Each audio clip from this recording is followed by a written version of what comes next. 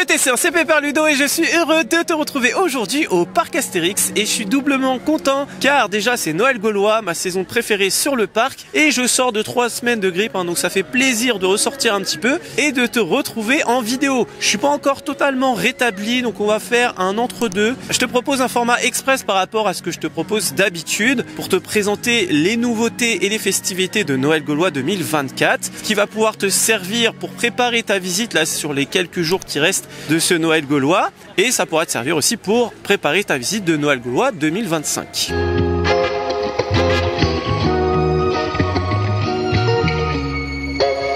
On va commencer par la nouveauté de cette année, la glissade d'Obélix, il y a juste derrière moi, donc ça se passe au niveau du Grand Splash, la revanche des pirates et le parc a eu la bonne idée de réexploiter une attraction qui ferme pendant l'hiver. Forcément avec le froid, l'eau c'est pas forcément terrible et on va pouvoir descendre cette descente de 10,50 m sur une bouée d'Obélix. Bon, je suis pas encore trop rétabli, j'ai pas trop la forme d'aller porter ma bouée jusqu'à là-haut, mais j'essaierai une prochaine fois. Bon, je sais pas ce que t'en penses, mais ça m'a l'air assez violent quand même.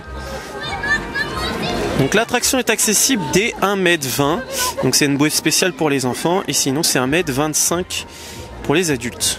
Autre attraction revisitée, c'est Romus et Rapidus, donc là c'est plutôt la file d'attente qui va être exploitée en jardin merveilleux du Père Noël. Donc c'est toute une balade avec des illuminations. Donc la journée, il y aura moins de monde et tu vas voir le Père Noël et bien sûr la plus-value c'est la nuit, mais là il faut s'armer un petit peu de patience.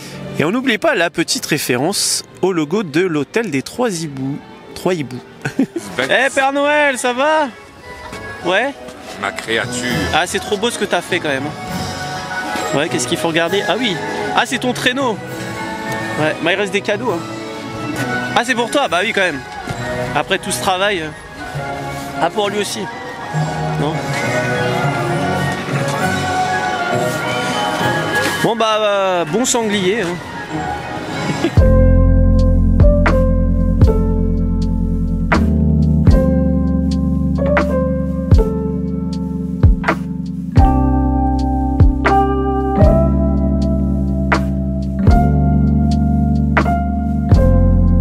Je te fais une petite parenthèse à Noël pour te montrer l'avancée de la nouveauté 2025.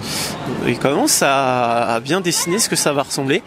Il y a des belles courbes quand même. Je pense qu'on est plus qu'un familial là, hein. Donc pour rappel, ça remplace la Nationale 7 et la foire aux citrouilles.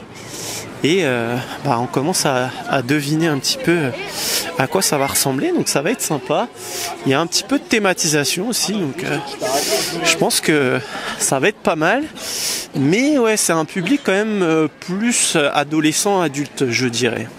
Noël gaulois est aussi rythmé par les spectacles. Donc tu as un spectacle qui s'appelle Quel cirque dans les arènes. Bon bah comme son nom l'indique, c'est du cirque. Autre spectacle aussi, c'est sur la scène de Main basse sur la Joconde et c'est étonnant de se dire qu'il y a quelques semaines c'était une scare zone et là ça va être le spectacle Qui veut la peau du Père Noël et c'est pour moi l'un des immanquables du parc Astérix à Noël. Autre immanquable aussi, c'est les chants de Nathalie Pack qui met une super ambiance dans la rue de Paris.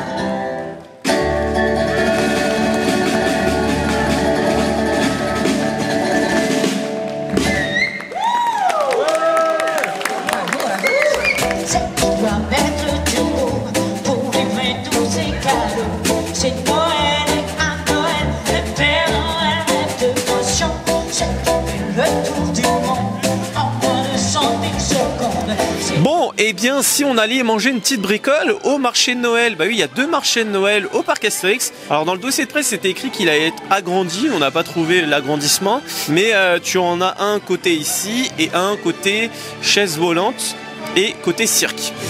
En termes de spécialité, tu vas y retrouver par exemple de la tartiflette, tu as un croque-montagnard que je connais pas, tu as le classique vin chaud, puis tu as aussi des crêpes ou des gaufres assez classiques. Et de l'autre côté, tu as aussi des bretzels. Et là, les petites brioches que tu vois là, c'est du salé, emmental ou olive. Et ça, c'est vraiment une petite pépite à 3 €, je crois 3,20 € sans remise. Et ça te cale plutôt bien.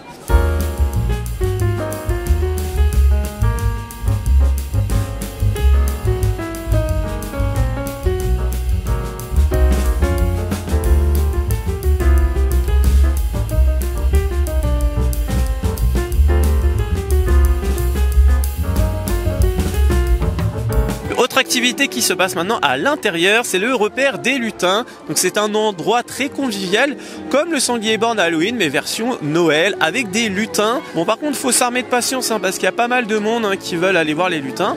Mais c'est une ambiance très sympa, où tu peux boire un chocolat, et même des sandwichs Morissette, petit clin d'œil à Halloween. Non loin du repère des lutins, donc c'est dans le même bâtiment, hein, l'ancien Transdémonium, l'ancien train fantôme. Tu as tout un endroit dédié à la glisse, donc ça s'appelle Tous en piste. Tu as une patinoire, la location est comprise dans le prix du billet. Et si tu as un petit peu la chocotte ou tu veux t'entraîner à la glissade d'Obélix, tu as une version plus petite ici.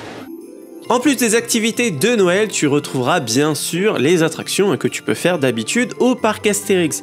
Attention tout de même, certaines attractions sont fermées, notamment les attractions aquatiques, et les roller coasters peuvent ouvrir en décalé à cause du froid.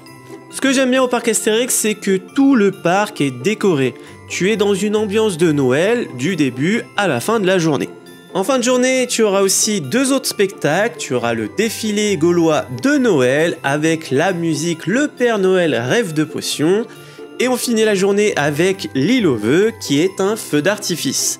L'une des forces aussi du parc Astérix, c'est les illuminations.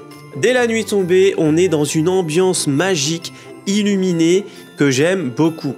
Et cette année, je pense que le parc a mis la main au portefeuille car il y en a beaucoup plus que l'année dernière.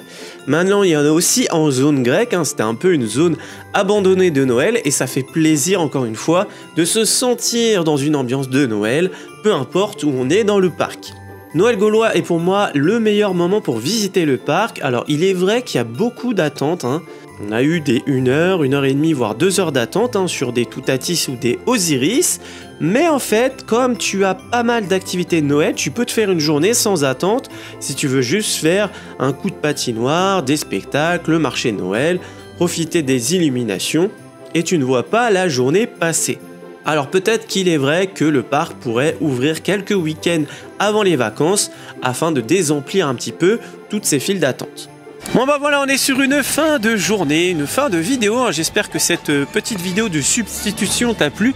En attendant que les formats longs reprennent, je vais essayer de reprendre des forces. Je vais manger du sanglier, peut-être que ça me fera du bien. Dis-moi ce que tu as pensé de la vidéo dans les commentaires. Est-ce que tu penses de Noël gaulois? En tout cas, il y a une belle amélioration cette année, je trouve. Si tu as aimé la vidéo, n'oublie pas de la liker, ça fait toujours plaisir et ça fait vivre la chaîne. Si tu découvres la chaîne grâce à cette vidéo, n'oublie pas de t'abonner juste en dessous. Il y a un petit bouton. Ici, on parle des parcs d'attractions et tout ce qui est lié au divertissement toutes les semaines. Sur ce, il ne me reste plus qu'à te faire des bisous et bim!